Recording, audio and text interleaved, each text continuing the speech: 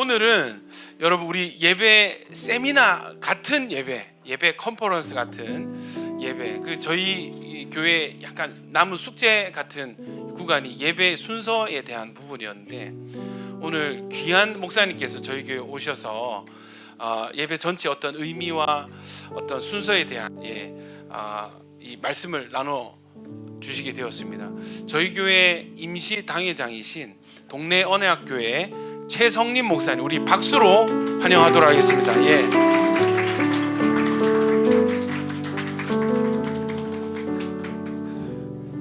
오늘 제가 이제 원래 이제 제가 당회장이기 때문에 오늘 와야 되거든요. 공동의회 있잖아요, 그죠? 공동의회가 있기 때문에 제가 와야 되는데, 공동의회 하면서 다른 것보다 이제 박 목사님하고 계속 대화를 하면서 이게 예배 질서를 아직 안 정했다 그러더라고요. 예배 순서를. 제가 이제 어떻게 드리는지, 예배를 드리는지 잘 모르지만, 제가 이제 지난 두 번의 예배 인도를 통해서 느낀 것은 이제 제가 표현을 조금 심하게 하더라도 용서해 주십시오. 너무 질서 없이 그냥 우리가 정한 대로 드리고 있다라는 생각들을 가졌고, 우리가 국가 어떤 의례가 있잖아요, 그죠? 의례가 있고, 그리고 어떤 모든 모임에는 그 모임에 준하는 예식들이 있거든요. 그 예식들은 굉장히 오랜 그 역사나 전통, 그리고 어떤 문헌들을 통해서 이렇게 정해지는 것인데, 하나님께 드린 예배에 있어서 어떤 우리의 우리가 생각하고 있는 느낌을 가지고 예배를 제정하는 것들이 아니고, 정말 교회에서 성경과, 그리고 교회 역사와, 그리고 우리 신앙 고백이 있잖아요. 그 고백 안에서 그 예배 질서를 다 찾아낸 거예요. 우리 여러분들이 기존에 이제 교회에서 출석하실 때, 예배를 드릴 때 그 순서들이 이제 조금 그 순서들을 보면 어떤 교회들이 조금 다를 수 있지만, 거기 보면 모든 예배 요소들이 있죠, 그죠? 순서는 다를 수 있지만 요소들은 다 들어가 있을 거예요. 그거는 우리가 학교에서 조례하는 거, 또 국가에서 무슨 의식할 때, 또는 회사에서 또 시무식이나 또 종무식 할 때 이렇게 순서들이 쭉 있는 것처럼, 그거는 일정의 어떤 관례 또는 규칙들이 있기 때문이거든요. 그런 규칙을 따라서 하는 것이고, 예배도 마찬가지입니다. 그래서 예배는 우리가 하나님 앞에 예배하는데 우리가 정한 규칙대로 예배한다면, 그건 사사시대와 똑같은 거죠, 그죠? 자기 소견에 오른 대로 각각 교회들이 그냥 우리가 하나님을 기쁘시게 하면 되는 거지. 하나님께서 이렇게 하면 좋아하지 않을까? 이렇게 하면 하나님은 또 받아주시지 않을까 생각하고 정한다면, 그것은 그냥 사사시대와 똑같은 거죠. 자기 소견에 오른 대로 정한 것을 하는 건데, 이 사실은 이제 우리의 그러면 성경에서 하나님께서, 우리 하나님은 질서의 하나님이시잖아요, 그죠? 반드시 질서를 따라서, 그러고 그걸 전부 다 적당하게, 질서를 따라서 하되 적당하게. 그 적당하다는 것은 어떤 거냐면, 대충 적당하게 이런 의미가 아니고, 딱 이게 누구에게도 제한받지 않는 그런 적당이거든요. 그런 부분에서 우리가 어떻게 해야 될 것인가, 그리고 예배의 질서를 정해야 된다 하는데, 또 예배 질서를 보면 헌법에도 다 규정이 되어져 있습니다. 그러니까 우리가 대통령이 자기 마음대로 국가 의식을 행하는 것이 아니고, 딱 헌법에서 이렇게 규정이 되어져 있는 그 규칙을 따라서 하는 거거든요. 그래서 우리 고신 교회에도 헌법이 있는데, 그 헌법에 질서가 딱 있고, 거기 보면 예배 요소가 있습니다. 그리고 그 요소들을 교회가 각각 어떻게 정리를 해서, 찬송이 있고, 또 예배의 부름이 있고, 또 오늘 한번 보십시오. 그게 우리 교회 예배 순서입니다. 예배 순서인데, 우리 고신교회 헌법을 그대로 이렇게 쭉 따라가지고 해놓은 것이거든요. 이제 그런 부분들을 참고하라고 놔뒀는데, 이런 요소들이 다 있습니다. 그리고 요소들이 있고, 그 요소들을 어떻게 순서에 정해서 넣을 것인가라는 것들이 있죠. 아까 헌금하는 부분들이, 그죠? 어떤 교회에 보면 헌금함이 앞에 있잖아요. 그래서 들어올 때 예배 드리기 전에 헌금하고 들어오시는 교회도 있고, 또 여기는 이제 헌금 시간에 쭉 앞에 나와서 헌금을 하고 자기 돌아가죠. 이런 것들도 당회에서 정하는 겁니다. 그냥 야 우리 교회는 이렇게 해야 되겠다 해가지고 정하는 것이 아니고 예배 요소 안에 있기 때문에 그렇게 정하는 것이거든요. 그래서 이런 부분들을 이제 조금 박 목사님하고 이야기하고 또 이 교회가 오늘 이 예배에 대한 강의도 되고 또 안에 설교도 있고 해가지고 설강인가 그죠? 설교하고 강의 같이 있을 거라서 그런 내용이고 그다음 성찬식까지 있고 해서 어떻게 이거 해야 될 것인가라고 생각하다가 그러면 같이 강의하면서 하나하나 이야기하면서 그다음에 그 요소에 우리가 필요한 것들은 또 전달하면서 하려고 그렇게 계획을 하고 왔습니다. 예, 제가 우리 교회 순서니까 우리 교회 순서를 따라가지고 하도록 하고요. 앞에 이 강의안 너무 잘 만들어 놓으셔가지고 저는 글자 작게 가야 보냈거든요. 근데 글자 이렇게 확 키워가지고 해주셔가지고 제가 보기가 참 좋습니다. 네. 예배 순서는 앞에 계속해서 참조하시고 예배의 질서에 대해서 예배란 무엇인가에 대해서 이야기해놨습니다. 예배는 인간의 활동들 중에 가장 아름다운 것이죠. 근데 이 예배 순서를 가지는 것은 사실은 그 교회가 어떤 교회인지, 그러니까 요즘 이렇게 유예부 교회에도 이제 그런 젊은 세대들을 대상으로 해서 이제 드리는 예배를 만들어 간다 생각하거든요. 그런데 그런 요소들 가운데에서 예배에 굉장히 중요한 요소들이 많이 빠질 수 있다는 거죠. 이제 그런 부분들을 혹시 이제 여러분들 교회에서 이런 부분들이 빠져 있지 않은지 한번 생각해 보고, 그다음에 예배는 우리 교회가 가지고 있는 정체성을 드러내는 거거든요. 내가 어떤 교회에 속해 있는가?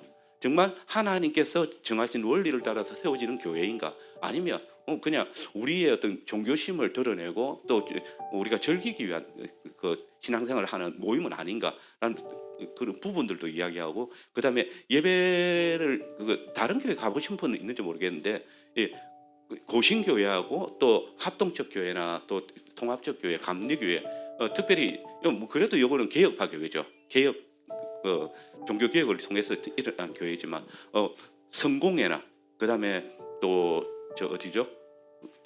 로마교, 그다음에 정교회라고 아시죠, 그죠? 그리스 정교회, 러시아 정교회 들어보셨겠어요? 이런 정교회들 그러니까 로마 카톨릭에서 종교 개혁을 통해서 이 교회 역사는 서방교회죠.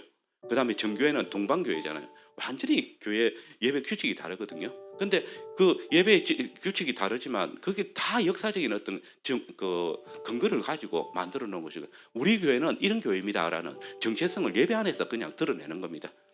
우리 교회가 장로교회로서 그다음에 개혁파 교회로서 어떤 예배 질서를 가지고 있는지, 누가 여기 와도 이 교회는 이게 장로교회구나라고 알 수 있는 그게 있는 거거든요.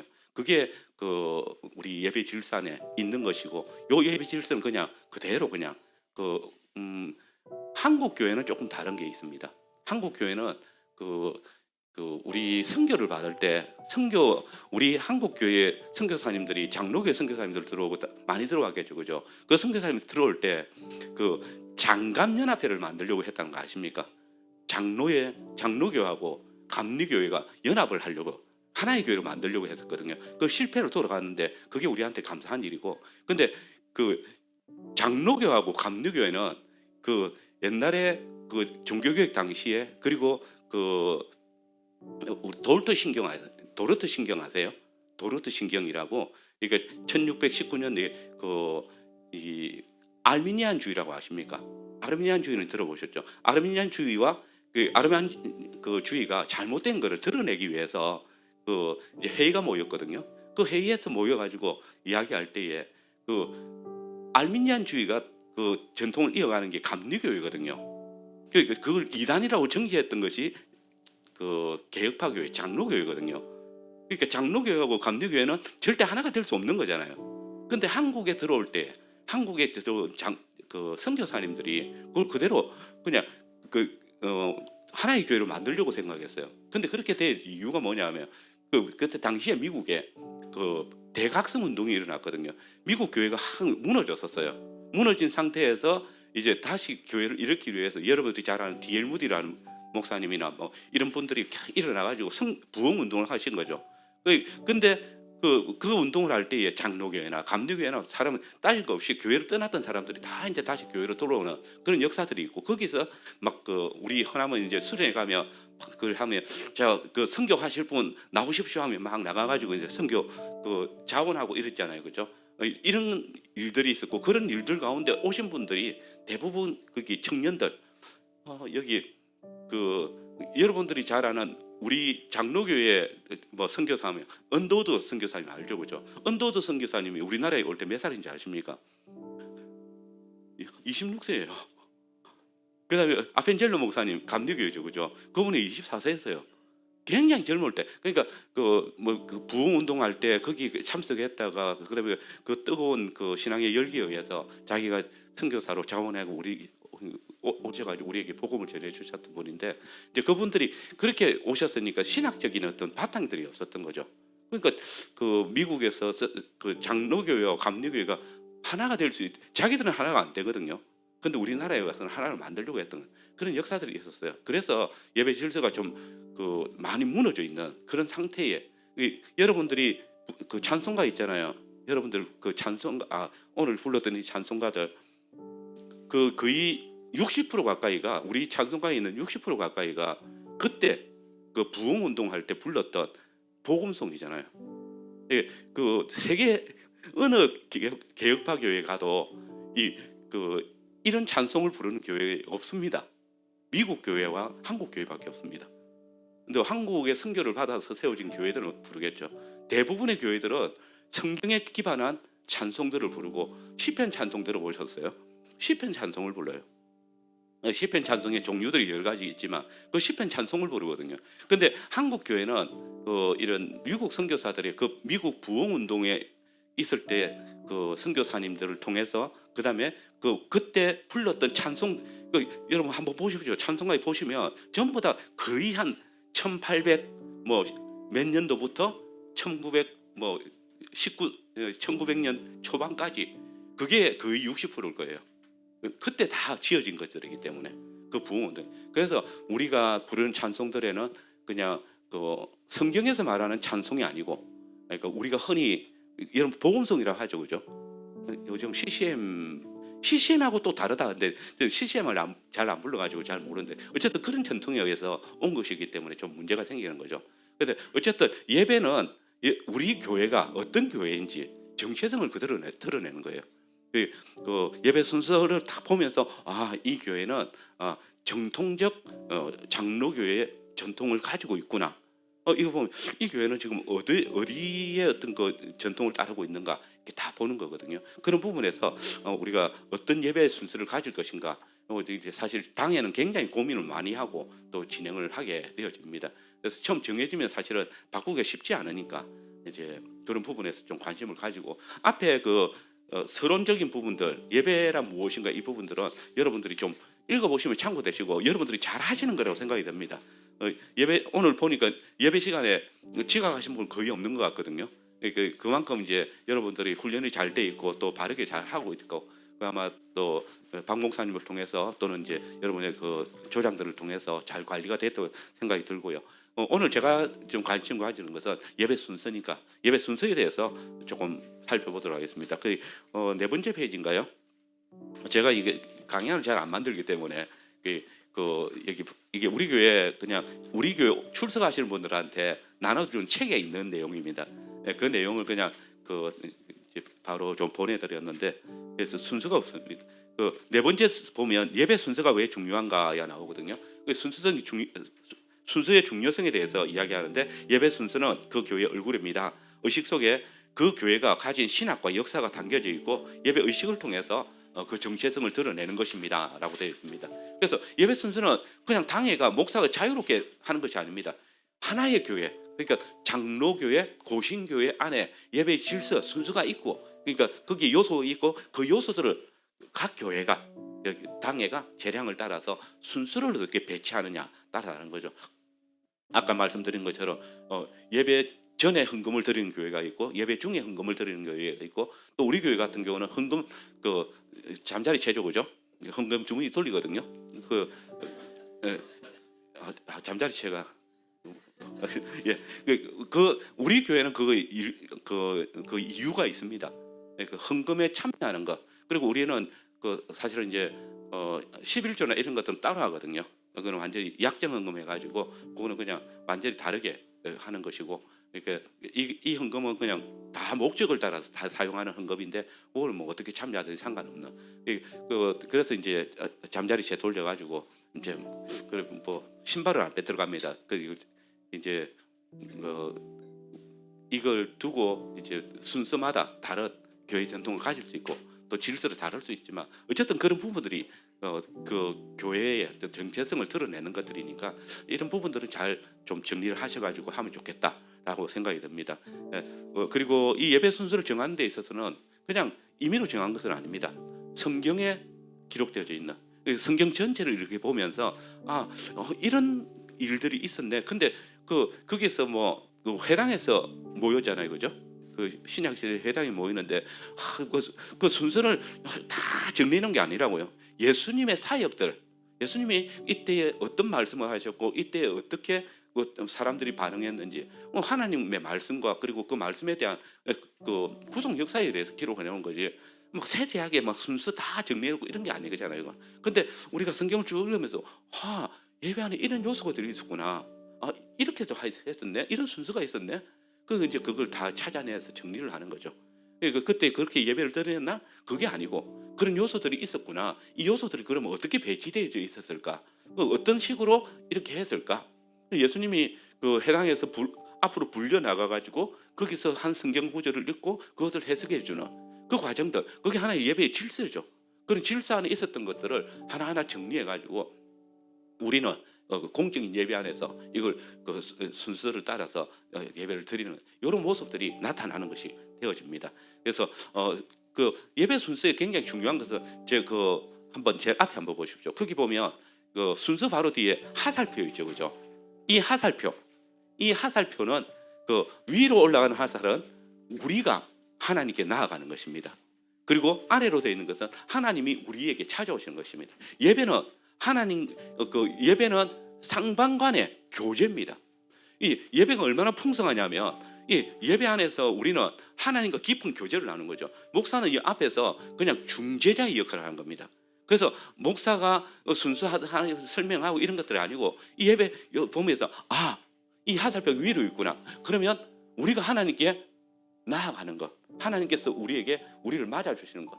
여러분, 예배는 하나님이 여기 오셔가지고 교제하는 게 아니고 어디서 하는 겁니까? 우리가 하늘로 올라가는 겁니다.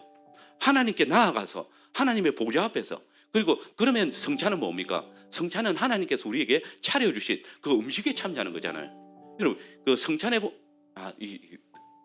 오버하겠습니다. 나중에 설명할 건데, 그래 순서 하나 거기 보시면 제가 하살표에 대해서 간단하게 설명을 해놨죠.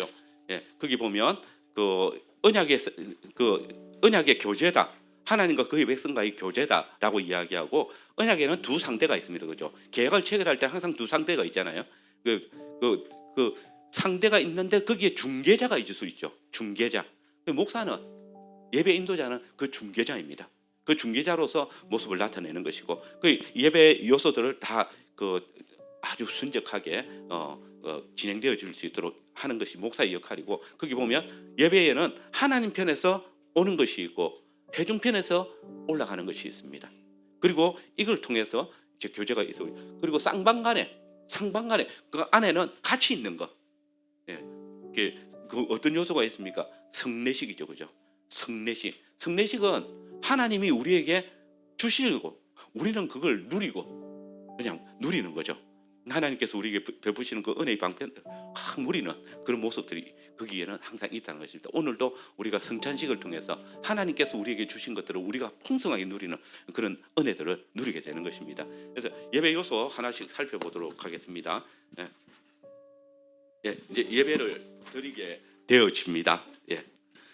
예배의 부름입니다. 여기 보면 인도자가 된 목사가 강대상의 앞에 서면 어떻게 합니까? 모든 회중들이 일어섭니다. 일어서 주시기 바랍니다. 그리고 이때 회중은 하나님 앞에 나아가는 시편을 부릅니다. 이때 이 시편은 일반적으로 그 성경에 보면 성전으로 나아가는 노래 있죠, 그죠? 10편 120편부터 134편까지가 성전으로 나가는 노래인데 요걸 주로 사용을 합니다. 우리 교회도 이걸 주로 사용을 하는데 다른 시편 요한복음 4장 23절 24절도 사용하기도 하고 히브리서 10장 뭐 19절인가 그것도 사용하고 21절도 사용하기도 하고 여러 걸 사용하지만 이런 사용을 하고 있습니다. 예배의 부름입니다. 내가 산을 향하여 눈을 들리라 나의 도움이 어디서 올까? 이게 예배의 부름입니다. 그래서 우리가 하나님 앞에 나왔습니다. 하나님께서 우리를 이제 불러 주셨을 때 우리가 하나님 앞에 나온 것이고 그때 하나님께서 우리를 맞아 주실 때 어떻게 할까요? 복으로 선언합니다. 이게 복으로 맞아 주시죠. 그래서 이게 축복의 인사인데 이 축복의 인사는 하나님의 복 예배가 처음과 끝이 하나님의 복으로 시작되어지고 복으로 마친다는 것 굉장히 풍성한 은혜가 가득하다는 겁니다. 그 축복의 인사 하나님 목사가 여러분들 목사님 축도할 때 어떻게 합니까? 눈 뜬 적 없어요? 목사가 축도할 때 어떻게 해요? 이렇게 하는 거 하죠. 왜 목사가 손을 들까요? 여러분들 축도는 기도가 아니죠. 하나님의 복의 선포죠. 목사가 손을 드는 이유는 보라는 거예요. 여러분 이렇게 뭐죠? 성령 운동 하시는 분들 이렇게 손을 들어가 안수하고 이런 거 있잖아요. 그 손은 뭐냐면 하나님의 임재하심을 드러내는 표예요. 하나님께서 그 가운데 오셨다는 것 그리고 그 하나님께서 복을 선언하는 그거거든요. 그래서 목사가 축복을 선언할 때 눈으로 봐야 됩니다. 여러분 외국 영화 보신 적 있는데 예배드린 외국 영화 한번 저는 보면 눈에 보이는데 외국 영화를 볼 때 예배를 드리는 그 장면에서 복을 선포하는 목사가 복을 선포할 때가 있거든요. 그때 성도들이 어떻게 하는지 보세요. 이렇게 하고 있으면 다 보고 있습니다. 목사를 보고 있습니다. 눈 뜨고 이게 일종의 성례죠. 성례가 뭡니까? 눈에 보이는 말씀이죠. 그러니까 보라는 거예요. 그걸 보고 하나님께서 우리에게 복을 주시는 것들. 그러니까 아론의 축복이죠, 그죠? 아론의 축복이나 또 예수님께서 성천하시면서 복을 선언하시면서 올라가시는 것, 또 솔로몬이 복을 선포한다. 그걸 사도들이나 이스라엘 백성들이 어떻게 합니까? 보고 있습니다. 하나님께서 성천하시며 손을 들고 복을 내리시며 올라가실 때 그거 보고 있었다고 이야기하죠. 그걸 보는 겁니다. 눈에 축복의 인사도 마찬가지입니다. 그래서 제가 이렇게 축복 인사를 하는 거죠. 하나님 우리 아버지와 주 예수 그리스도를 쫓아 은혜와 평강이 있기를 원하노라 하면 성도들은 어떻게 하겠습니까? 아멘 하는 거죠. 하나님께서 우리에게 복을 주셨다는 것을 알기 때문에. 그 다음에 경배 찬송, 이것은 이제 뭐 순서는 여러분들 다 아는 거니까요. 경배 찬송, 우리 찬송가 8장 찬송하겠습니다.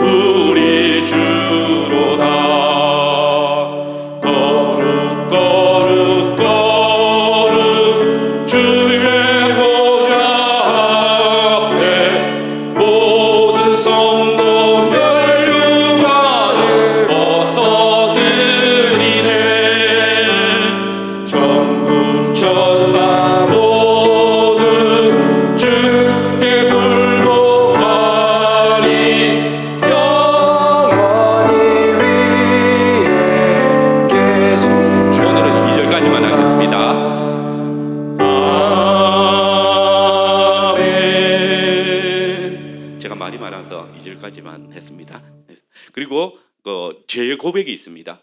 여러분 이 예배 시간에 죄의 고백이 있다는 거에 이게 이 죄의 고백 순서가 있는 교회 출석해 보신 분이 있습니까? 이 죄의 고백의라는 순서를 가진 사실은 다 있거든요. 헌법에도 나와 있습니다. 근데 이게 얼마나 중요한지 모릅니다. 우리는 지난 한 주간 동안 뭐 합니까? 일상에서 정말 죄에 찌들리기도 하고 또 유혹을 받아서 넘어지기도 하고 또 범죄하기도 하고. 근데 우리가 하나님 앞에 나와야 돼요. 하나님 앞에 나오는데 하나님께서 우리를 받아주실까? 하나님께서 우리를 받아주시는 것들을 경험하는 시간이 바로 이 공적 고백 시간입니다.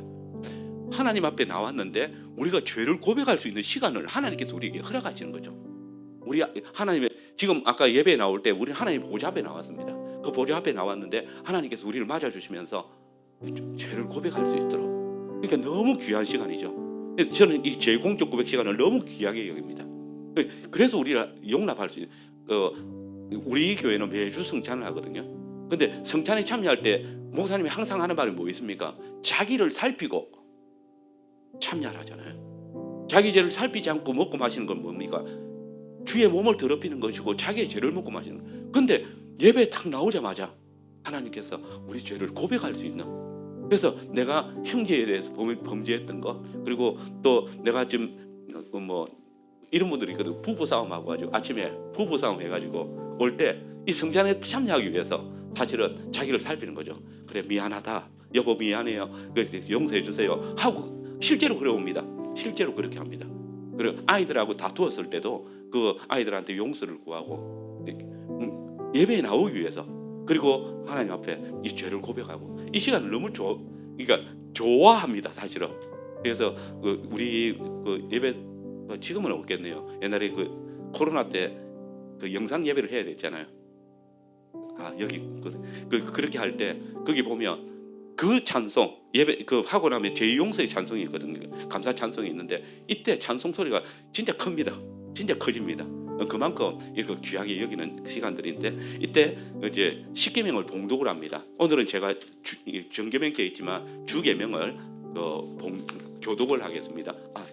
있습니까 이거? 영상으로 떠나요? 예, 우리는 한 계명씩 교독을 하거든요. 한 계명씩 우리가 교독을 하도록 그렇게 하겠습니다. 나는 너를 애굽 땅 종되었던 집에서 인도하여 낸 내 하나님 여호와니라. 제1은 너는 나 외에는 다른 신들을 내게 두지 말라.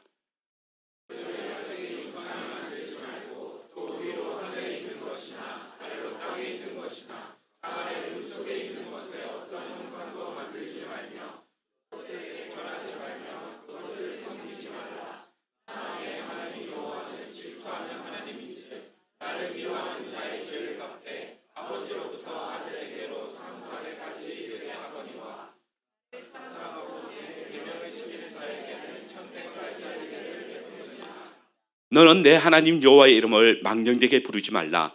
여호와는 그의 이름을 망령되게 부르는 자를 죄 없다 하지 아니하리라.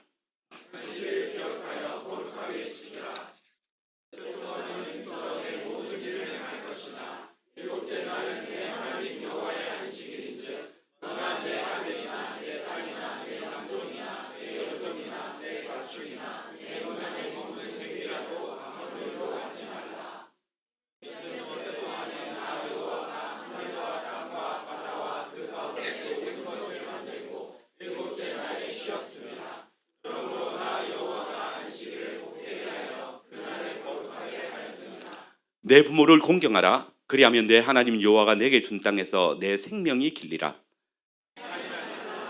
간음하지 말라. 내 이웃에 대하여 거짓 증거하지 말라.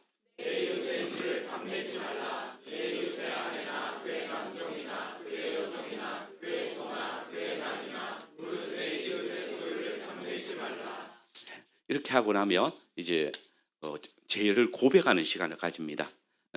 우리 교회는 죄 고백문이 있습니다. 10개가 있고, 그다음에 오늘처럼 이렇게 자기 개인 그냥 조용하게 묵상으로 죄를 고백하는 시간이 있거든요. 이때 소리를 내지 않습니다.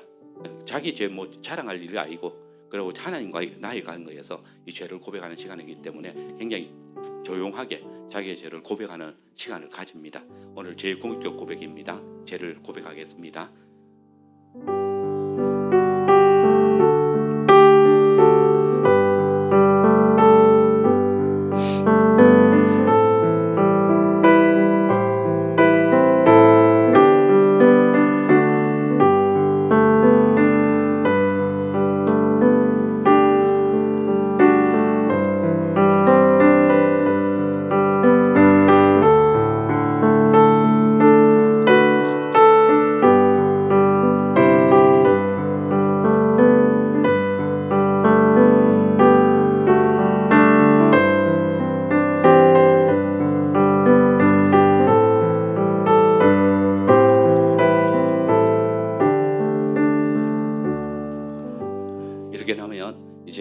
하나님께서 하나님 편에서 우리의 죄를 용서하신다는 것을 목사는 성경 말씀을 통해서 선언합니다. 오늘은 요한 1서 1장과 2장의 말씀을 읽어드리겠습니다. 만일 우리가 범죄하지 아니하였다면 하나님을 거짓말하는 이로 만드는 것이니 또한 그의 말씀이 우리 속에 있지 아니하니라. 나의 자녀들아, 내가 이것을 너희에게 쓰면 너희로 죄를 범하지 않게 하렴이라. 만일 누가 죄를 범하여도 아버지 앞에서 우리에게 대언자가 있으니 곧 의로우신 예수 그리스도시라. 그는 우리 죄를 위한 화목 제물이니 우리만 위할 뿐 아니요 온 세상의 죄를 위하심이라. 아멘. 우리의 죄를 용서해 주시는 하나님께 이제 감사의 찬송을 드립니다. 251장 1절 2절 불러보겠습니다.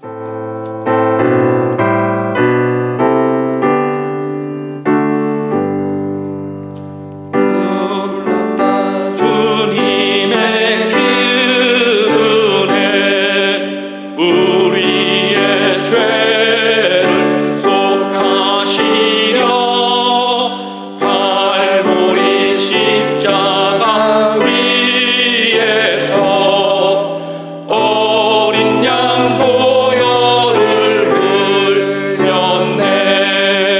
주의 은혜 우리의 죄를 다 씻었네. 주의 은혜 우리의 죄를 다 씻었네. 죄악은 성난 파도같이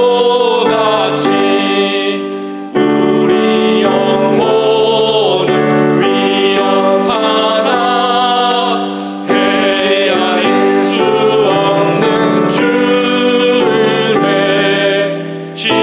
십자가에서 보이셨네. 주의 은혜 우리의 죄를 다 씻었네. 주의 은혜 우리의 죄를 다 씻었네. 이제 자리에 앉으시고 이제 하나님의 말씀을 선포하는 시간인데요. 이때 설교를 조명하는 기도를 합니다. 성령께서 이 설교자를 주장하여 주셔서 하나님의 말씀의 깊은 것들을 바르게 잘 깨닫게 해서 그리고 우리에게 전달하게 해달라고 성령의 조명하심을 위한 기도를 합니다.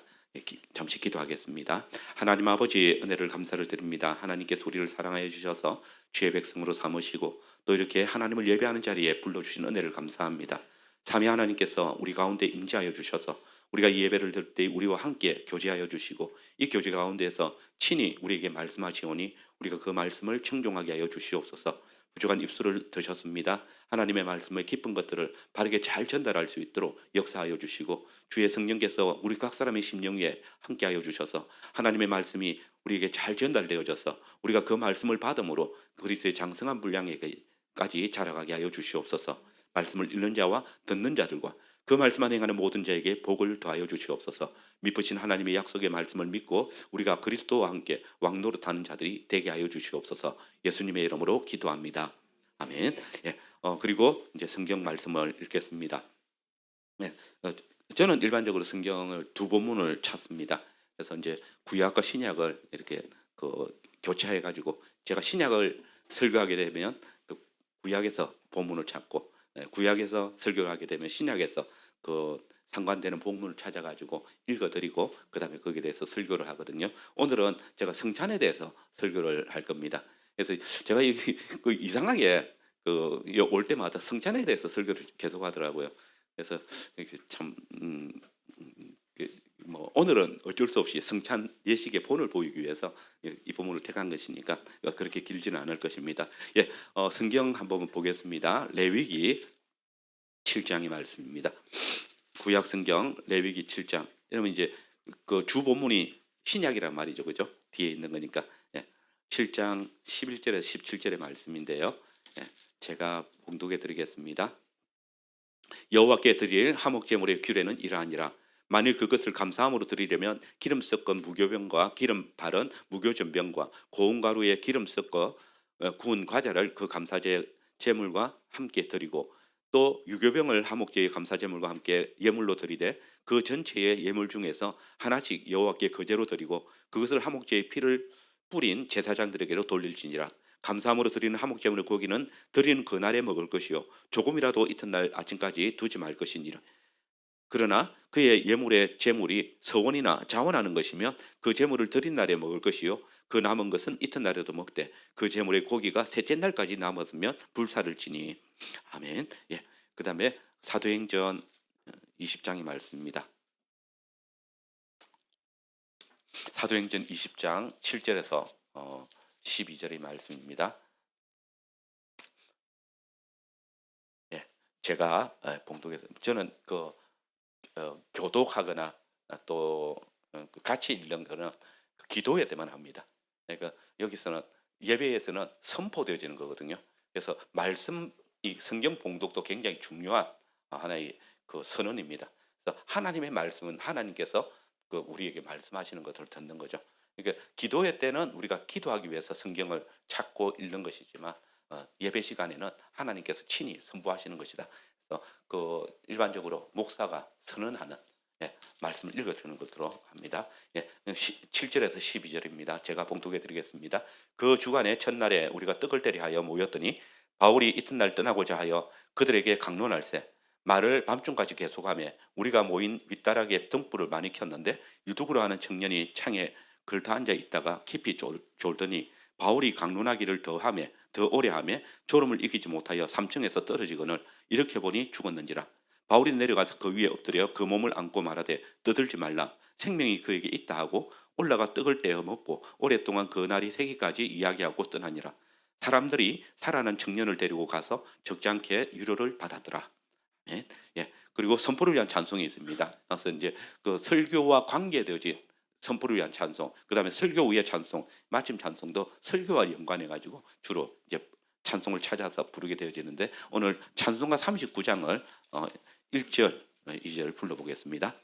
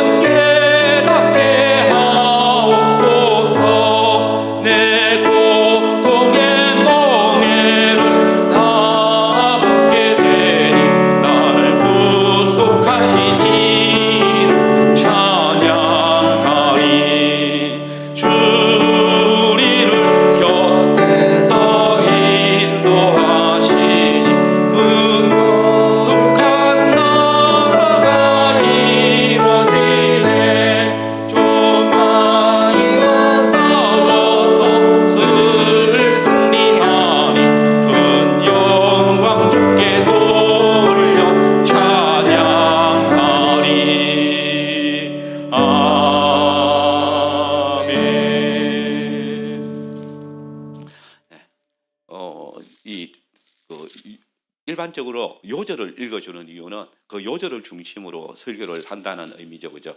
그래서 저는 설교할 때 요절을 반드시 읽어줍니다. 제가 요절 오늘 7절입니다. 그 주간의 첫날에 우리가 떡을 때려 하여 모였더니 바울이 이튿날 떠나고자 하여 그들에게 강론할세 말을 밤중까지 계속하며. 오늘 본문에서는 바울이 3차 전도 여행을 마치고 예루살렘으로 가는 중에 드로아라는 지방에 와서 일어난 일들을 기록하고 있습니다. 마게도냐에서 석 달 동안 세워졌던 교회들을 돌아보던 바울은 오순절 날에 예루살렘에 도착하기 위해서 이 드로아 지역을 이뤄서 1회를 유하게 되었습니다. 그리고 안식 후 첫날에 예배를 드리고 드로아를 떠나기 위해서 한 다락방에서 회집을 했습니다. 바울이 말씀을 강론한 거죠. 바울이 강론하는 그 내용이 굉장히 길어졌습니다. 그래서 계속되니까 사람들이 이제 밤이니까 불을 켜죠. 그것 때문에 그만 3층에서 강론을 듣고 있던 유두구라는 청년이 깊이 졸다가 그만 떨어져 죽었습니다.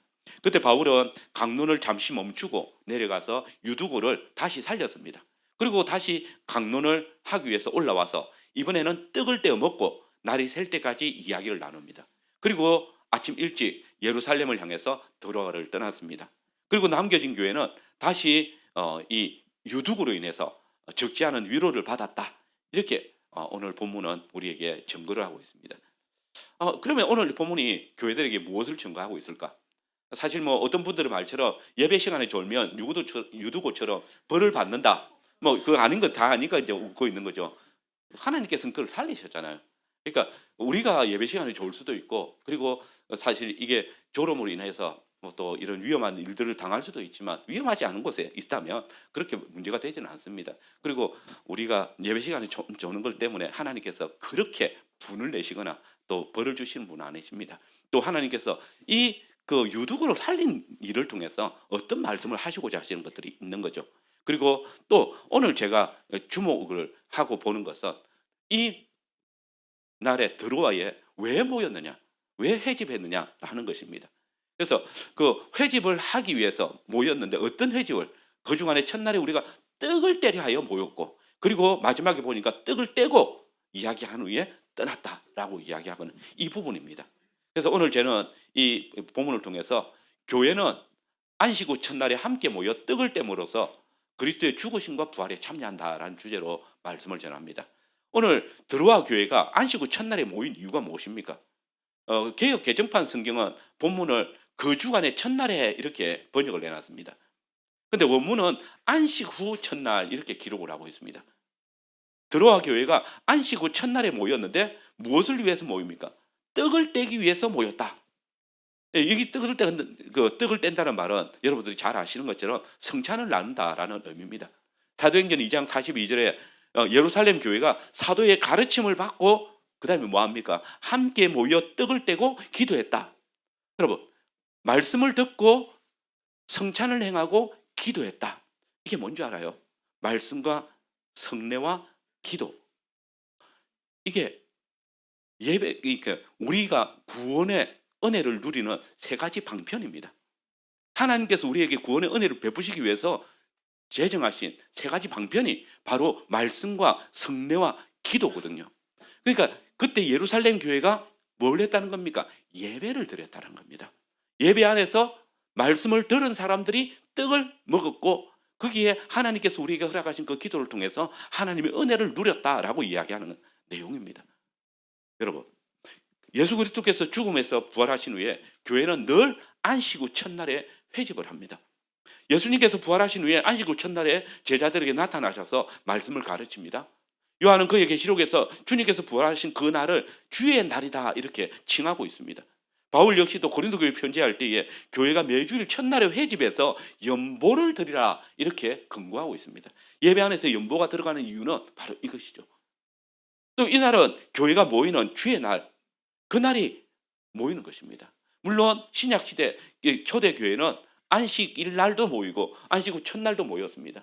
그 이유는 아직 이 안식이, 그러니까 신구약 시대가 중첩이 되어져 있고, 이것이 구약 시대가 아직 끝나지 않았기 때문에, 신약 시대가 이제 시작되어지고 구약 시대는 아직 마무리되고 있는 이 상태이기 때문에 안식일에도 모이고 안식 후 첫날에도 모였던 것입니다. 그리고 이제 예루살렘 성전이 무너진 이후에, 예루살렘 성이 무너지면서 성전이 무너지잖아요. 돌 하나 남지 않고 무너진 이후에 이제는 교회는 바로 안식 후 첫날에 모이는 것입니다. 하나님께서 옛 언약이 끝났다는 것을 성전이 무너짐을 통해서 보여주셨기 때문에, 우리가 잘 아는 대로 구약 교회는 안식일에 모여서 하나님을 예배했습니다. 그래서 오늘날도 안식교 교도들은 성경 말씀대로 안식일에 모여서 예배해야 된다라고 주장합니다. 하나님께서 처음 제정하신 이 안식일이 토요일이기 때문에 토요일에 회집하는 것이 성경적이다라고 말합니다. 근데 이 주장은, 이런 가르침은 사실은 하나님이신 그리스도께서 인간의 범죄로 인해서 더럽혀졌던 첫 번째 안식일을 폐하시고 새로운 안식의 날, 참된 구원의 기쁨을 제정하신 그 날을 기억하지 못하는 것입니다. 여러분, 창세기 3장에 아담과 여자의 범죄가 나오잖아요. 근데 그 범죄가 언제 일어났을까요? 창세기 1장은 그 첫날부터 여섯째 날 하나님의 창조를 기록해 놨습니다. 그다음에 2장 1절부터 3절까지 일곱째 날 하나님이 안식하신 거 이야기합니다. 그런데 2장 4절부터 25절까지 무슨 내용이 기록되어 있습니까? 거기에 하나님이 동산을 만드시고 사람을 지으시고 사람으로 하여금 그것을 다스림이 지키게 한다. 그다음에 아담이 홀로 있는 것이 좋지 못하여서 여자를 만드셔서 돕는 배비를 주셨다. 이게 몇째 날 일어난 일이죠? 아니, 하나님 사람을 창조하신 게 몇째 날이에요? 여섯째 날이잖아요. 그죠? 여섯째 날에 대한 하나님께서 교회를 세우신 그 날을 기록해 놓은 거죠. 그리고 바로 3장이 나오죠. 안식 후 첫날이죠. 하나님 안식일이죠.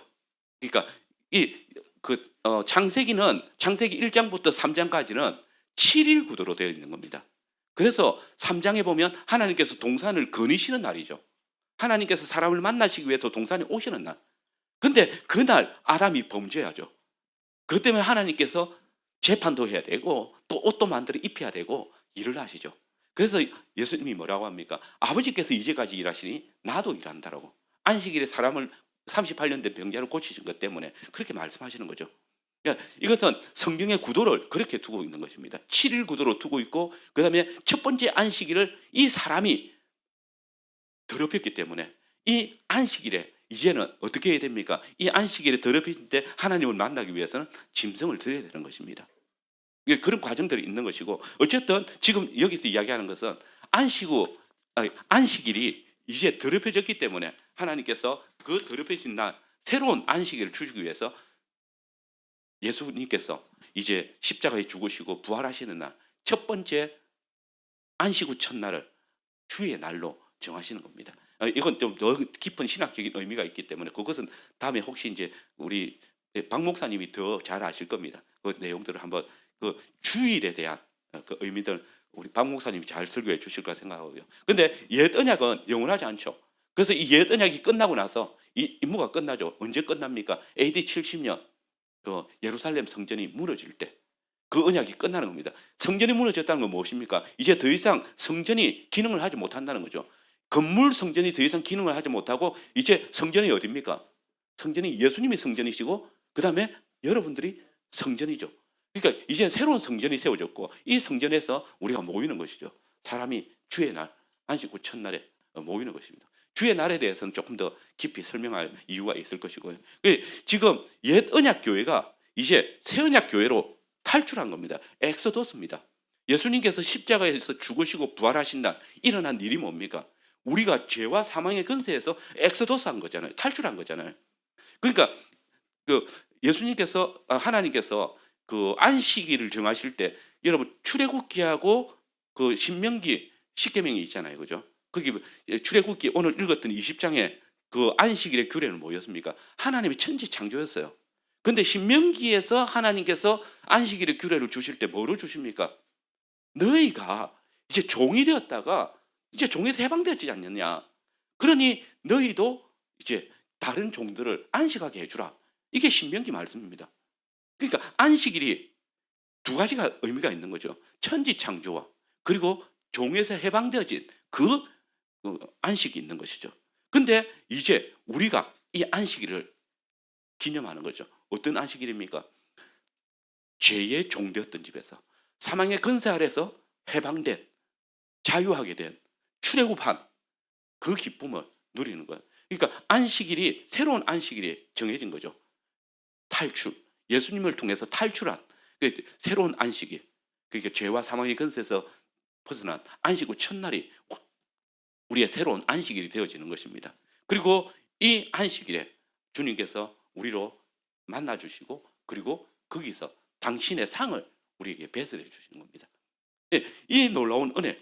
그러니까 주의 날, 새로운 시작의 날, 주님은 우리와 함께 만나시기 위해서 우리를 찾아오시죠.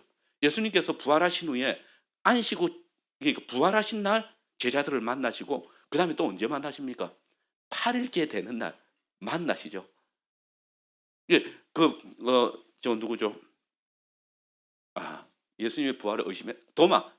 도마는 첫째 날 제자들이 만날 때 없었잖아요. 그래서 내가 그 손에 못자국과 그리고 옆구리에 손을 넣어보고야 믿겠다 하는데 그때 8일째 되는 날, 8일째 되는 날 예수님께서 만나 주시는 거죠.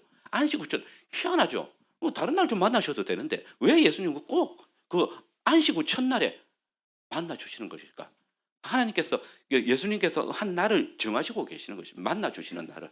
이거는 그렇게 정해라는 것이 아니고 이를 통해서 성경의 계시를 통해서 우리가 왜 안식일 첫날에 모이게 되어졌는지 성경의 역사를 통하여서 살피게 되어지는 것입니다.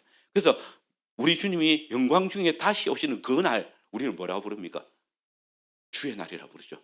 그날도 주의 날입니다. 그런데 이건 또 제가 주의 날에 대한 설명을 자꾸 하려고 해서 근데 주의 날은 이제 안식 후 첫날은 이제 계속되는 겁니다. 이거 예루살렘 노아의 홍수 때 그 배에서 구원받은 사람이 몇 사람입니까? 8명이죠, 그죠? 근데 그 베드로후서에 보면 8명이라 안 해놓고 8째 사람으로 해놨습니다. 8번째. 그러니까 8이 외국 여행 가보신 분 있는지 모르겠는데 그 외국의 그 성당이나 예배당에 가보시면 세례반이 있습니다. 세례반. 우리 한국은 세례반 잘 안 만드는데 성공회나 로마 교회 가면 세례반이 있거든요.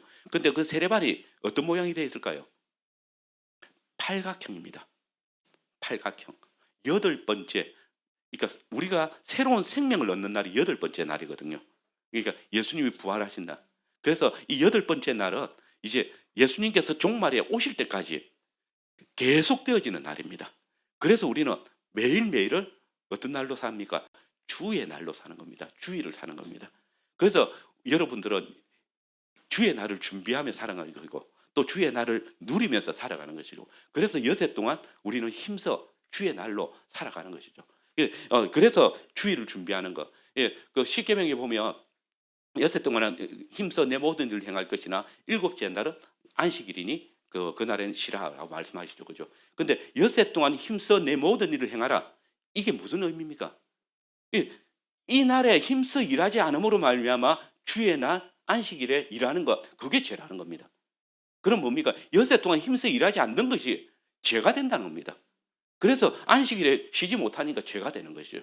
그 규례가 거기에 새겨져 있고 그리고 이제는 우리가 어떻게 합니까? 이제는 그리스도와 함께 죄와 사망의 권세에서 벗어났기 때문에 이제는 우리가 그리스도와 함께 매일매일을 살아가는 것이죠.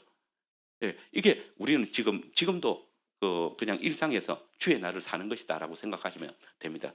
그래서 그렇게 살아가야 이 회집하는 날, 이 날에 우리가 자유롭게 나올 수 있는 거잖아요. 여세 동안 힘써 살아요. 그 다음에 들어가 교회는 두 번째 대지는 모여서 무엇을 했습니까? 주의 날, 주의 죽으심과 부활을 기념하면서 떡, 곧 주의 성찬을 먹었다라고 이야기합니다. 7절 우리 같이 여기 되나요? 7절 말씀 같이 읽어보겠습니다. 시작. 그 주간의 첫날에 우리가 떡을 떼려 하여 모였더니 바울이 이튿날 떠나고자 하여 그들에게 강론할세 말을 밤중까지 계속하며 교회는 예수님의 부활하신 날에 함께 모여가지고 그리스도의 구속에 대한 그 말씀을 나누고 그리고 주님께서 제정하신 그 성찬에 참여합니다. 근데 오늘 본문에 보니까 이런 성찬을 주기 전에 바울이 말씀을 강론하죠. 떡을 떼기 위해서 모였으면 떡만 떼면 되지. 왜 강론을 먼저 하느냐 이거죠. 하나님의 말씀. 성찬이 뭡니까? 성찬. 아까도 말씀드렸지만 성례. 눈에 보이는 말씀입니다. 눈에 보이는 말씀이라는 것은 약속이 있고 그 약속에 대한 표로서 이 성찬이 주어진다는 거죠. 그래서 성찬은 요즘 어떤 교회들의 그 성찬식을 설교 전에 하는 교회들이 있더라고요. 그런 교회 보신 적 있습니까? 여기 있습니다. 예배 순서에 딱 정해져 있습니다. 그런데 거기에 대해서 뭐 가타부타 따질 것은 아니고, 근데 규례상 말씀이 먼저, 약속이 먼저 되어지죠. 그 다음에 그 약속의 표로서 성찬이 이루어져야 됩니다. 여기 혼인하신 분들 많으시잖아요, 그죠? 결혼 반지 있죠. 저는 안 끼고 다닙니다. 뭐 미혼이라고 편하게 하다 이거 이게 뭐 자판 칠 때 손가락이 너무 아파가지고 제가 손가락이 못 생겨가지고 그러는데 결혼 반지 있잖아요. 결혼 반지가 눈에 보이는 우리가 혼인한 표잖아요. 눈에 보이는 표예요.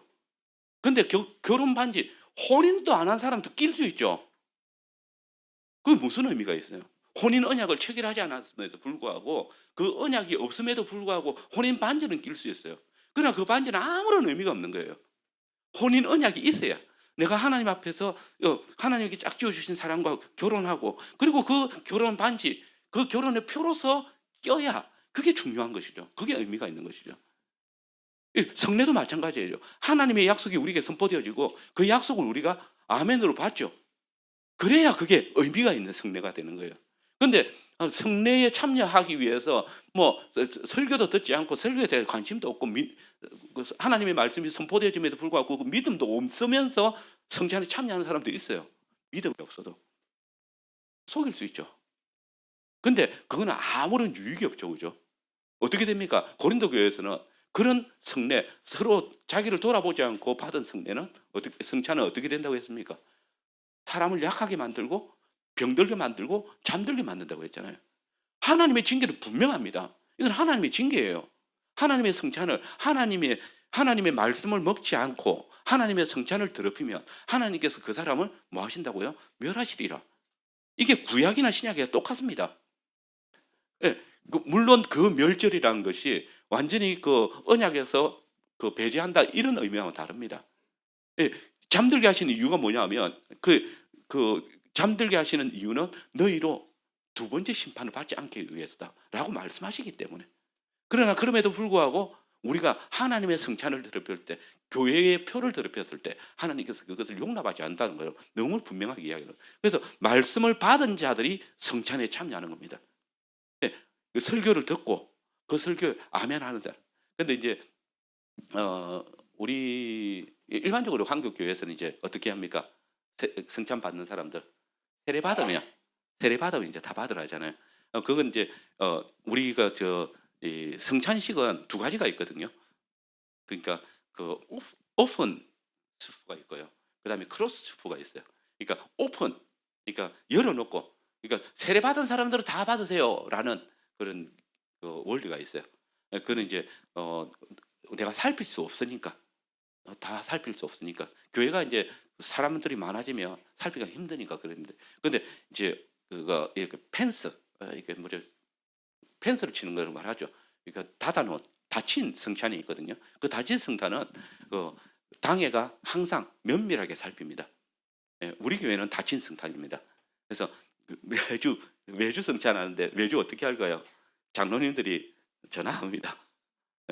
그 성찬에 참여하지 못한 사람들이 있는지 그 이런 뭐 전화할 때 전화 신방이죠. 전화 신방할 때 지난주에 제주였어요, 안 지었어요? 이런 게 묻는 거 아니고 별일 없었느냐? 그리고 반드시 이야기합니다. 그 문제가 되면 이야기합니다.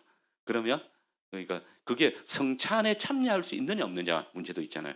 그러니까 공적인 죄가 아니면 성찬에 다 참여하죠. 근데 아까 뭐 있습니까? 우리 예배 앞에 제일 앞에 뭐가 있습니까? 죄 고백 시간이 있죠. 그때 고백할 수 있는 자기가 죄를 장로들에게 이야기를 했으면 그때 시간에 고백할 수 있는. 그리고 심각한 문제는 어떻게 되겠습니까? 당에서 부르죠. 그리고 실제로 성찬에 참여하지 말라고 이야기하죠. 그러면 성찬에 참여하지 않습니다. 예, 그 우리 교회 한 번씩 오면 오신 분들은 볼 수 있죠. 그러니까 와서 딱 보는데 다 나가는데 왜 저 사람 안 나가지? 저 사람도 세례 받은 것 같은데 안 나가는 이유 있죠. 이번 주 우리는 성찬이 벌이 아닙니다. 여러분 교회에 시벌이 있죠. 벌이 있거든요. 시벌의 제일 큰 벌이 뭔지 아십니까? 예, 그러니까 거기 보면 견책이 있고 권고가 있고 그 다음에 뭐죠? 뭐 있죠, 목사님? 시무정지도 있고 그 다음에 정직도 있고 면직도 있고 그 다음에 수찬정지도 있고 출교도 있어요. 7가지가 있거든요. 이 중에 제일 큰 벌은 출교겠죠. 그럼 그 다음 벌이 뭘까요? 그 다음 벌 무서운 벌이 뭘까요? 면직? 정직? 아니에요. 수찬정지예요. 수찬정지가 얼마나 무서운 벌인 줄 압니까? 내 식구 아니다란 말이에요. 의심스럽다. 그래서 받지 말라는 거예요. 무서운 벌입니다. 그런데 우리 한국 교회 일반적으로 성찬이 언제 한 번씩 있습니까? 보통 뭐 3개월, 4개월 이래 있잖아요. 6개월에 한 번씩 있고 1년에 2번 있고 하니까 수찬 정지 그 6개월 이러면 성찬 한 번만 안 나가면 돼요. 그러니까 이게 심각하다고 못 느끼는 거예요. 얼마나 자기가 죄가 큰 죄에서 수찬 정지 6개월 했는데 그러면 이거는 당신이 정말 정직은 뭡니까? 정직은 이 사람이 직분을 행할 수 있는 잠시 중단시킨다고 그래요. 면직은 뭡니까? 니는 그래도 하나님의 자녀야란 말이잖아요. 직분을 수행할 수 없다란 말이지. 근데 수찬 정지는 뭐냐면 당신은 내 식구인지 아닌지 모르겠다라는 말이에요. 엄청 심각한 건데 우리 한국 교회에서는 별로 이 수찬 정지를 가볍게 생각합니다. 예, 우리 교회에서 수찬 정지는 아니고 그러니까 성찬에 한 번씩 못 나오는 사람들이 있거든요. 그는 벌입니다. 그러니까 그 죄를 회개하라. 그러니까 엄마 요즘 젊은 엄마들은 잘 그래 안 하실 것 같은데 제 나이 또래는 너 오늘 밥 먹지 마 할 때가 있죠. 막 밥 투정 부리고 이러면 먹지 마. 벌이죠. 한 끼 굶고 나면 뭐 얼마나 맛있게 먹겠냐고요. 근데 이게 벌입니다. 그 벌이에요. 근데 이제 우리 이것을 그 권면을 받으며 권고를 받으며 이제 자기를 돌아보는 근신하는 거죠.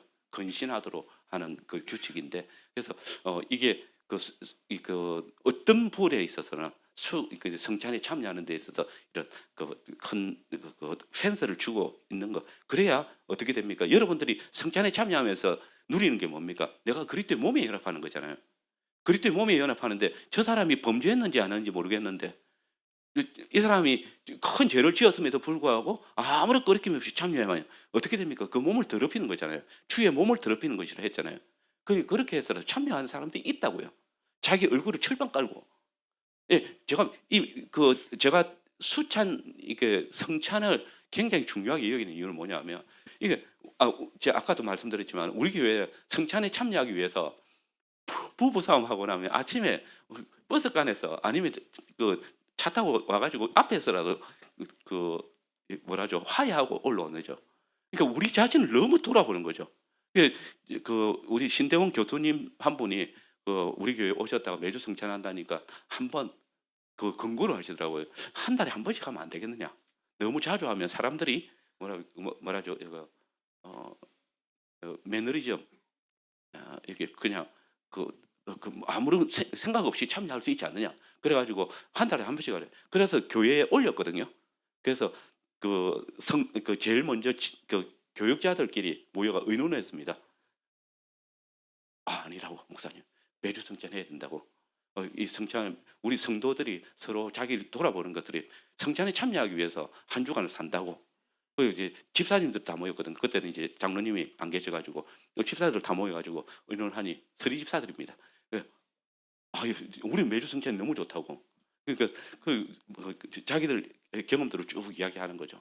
그리고 전체 성도들이 같이 모여가지고 어떻게 하면 좋겠느냐고 한 명도 반대 안 해요. 매주 성찬하는 것이 너무 좋다고. 이게 맞다고 생각이 든다고. 그래서 사실은 이제 다음에 성찬에 대해서 설교를 한다면 성찬은 매주 하는 것이 맞습니다. 그러니까 안식 후 첫날에 떡을 떼기 위해서 모이는 것이고 거기에 설교가 있는 것이잖아요. 말씀을 약속을 받는 거죠. 근데 이제 그거는 교회 형편마다 다른 것이고, 네, 종교개혁가 칼빈 아시죠, 그죠? 칼빈은 뭐라고 했냐면 매주 성찬을 받지 못하게 하는 것은 사단의 관계다라고 했습니다. 사단의 관계.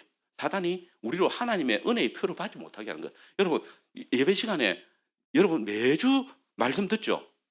그리고 매주 기도하죠? 근데 하나 빠지죠? 늘 은혜의 방편 중에 하나가 빠지잖아요. 그리고 왜 그걸 빼느냐 이렇게 이야기하는 거죠. 이제 그런 부분들은 당회가 결정할 일이지만 어쨌든 성찬은 자주 하는 것이 옳다, 맞다라고 이야기하는 것이고 요즘 한국 교회도 성찬 자주 하는 교회들이 참 많습니다. 그래서 저는 이제 박 목사님이 아직 당회권이 없거든요. 당회장권을 이제 교회가 안정될 때까지 보통 이제 노회에서 당회장을 파송하는 겁니다. 그래서 제가 오는 것이고 그래서 박 목사님이 안정이 되어지면 아마 이런 부분들에 대해서 잘 생각하셔가지고 결정하실 것이라 생각이 들고요. 이제 그런 부분에서는 이제 이야기하는 거, 제가 말이 많아졌는데 어쨌든 설교를 하고 나서 바울이 설교가 이제 길어져서 유두구와 떨어져 죽었습니다. 그때 유두구를 살리고 나서 생명이 있다라고 하고 있어. 그다음에 뭐 합니까? 올라가서 떡을 떼죠. 참 담대하죠. 저 사람 그러면 병원에 데려가자. 뭐 우리 그게 급할 건데 그렇게 하지 않는 거예요. 떡을 떼기 위해서 이 부활이 얼마나 중요했냐면 지금 거기에 모인 모든 성도들은 실제로 부활을 목도하는 거죠. 그리스도의 부활을 목도하고 그리스도께서 죽은 자들이 첫 열매가 산자의 첫 열매가 되신 것을 이제 그 유두의 부활을 통해서 주님께서 우리를 살리신다. 라는 사실을 그 안에서도 고백할 수 있게 되어진 것입니다. 어쨌든 성도는 세례를 통해서 여러분들도 다 한 번 죽었죠. 여러분들이 지금 두 번째 삶을 살고 있다는 거 아시죠? 그죠? 여러분들은 다 뭐 할 때 죽습니까, 여러분이? 세례 받을 때, 그죠? 세례 받을 때 죄에 대해서 죽고 의에 대해서 살리심을 받았잖아요. 이제 우리는 두 번째 삶을 살고 있는 거죠. 이게 생명도 두 번 있고 죽음도 두 번 있습니다. 우리가 여러분 잘 아시는 요한복음 5장 24절 25절의 말씀에 보면 그렇죠. 내 말을 듣고 나의 음성을 듣는 죽어도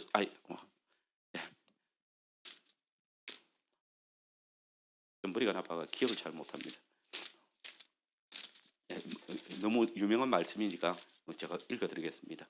24절 내가 진실로 진실로 너희에게 이르노니 내 말을 듣고 또 나 보내신 이를 믿는 자는 영생을 얻었고 심판에 이르지 아니하니 사망에서 생명을 옮겼느니라. 사망에서 생명으로 옮겨졌다고 이야기합니다.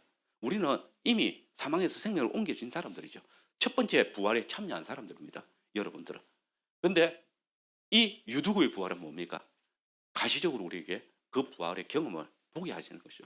하나님께서 거기에 떡을 떼기 위해서 모인 사람들로 하여금 그 부활을 경험하게 하시고 그리고 함께 떡을 뗄 수 있도록 유두구도 떡을 뗐겠죠. 그죠? 유두구가 어디 다른 데 같지 하지 않죠.